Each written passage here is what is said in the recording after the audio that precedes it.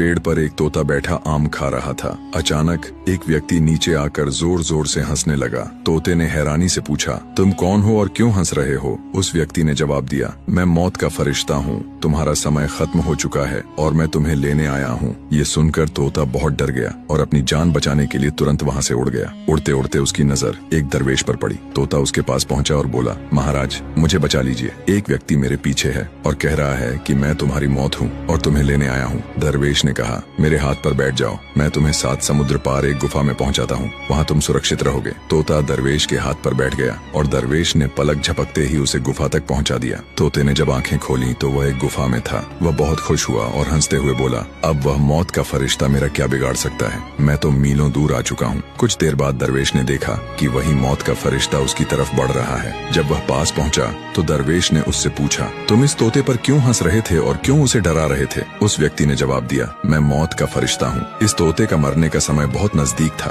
उसकी मौत गुफा में एक बिल्ली के हाथों होनी थी, लेकिन वह अभी पेड़ पर बैठा आम खा रहा था। मैं हंस रहा था कि यह छोटा सा तोता इतने कम समय में 7 समुद्र पार गुफा में कैसे पहुंचेगा। जैसे ही तुमने उसे वहां पहुंचाया और उसका समय खत्म हुआ, एक बिल्ली ने उस पर झपट्टा मारा और उसे वहीं मार दिया। दरवेश यह सुनकर हैरान हुआ और अफसोस से बोला, मैंने तो उसकी मदद करने की कोशिश की मगर अपने ही हाथों उसे मौत तक पहुंचा दिया। वह व्यक्ति मुस्कुराते हुए बोला, जब मौत का समय आता है तो कोई मदद काम नहीं आती, चाहे वह राजा हो या फकीर, कोई भी इससे बच नहीं सकता।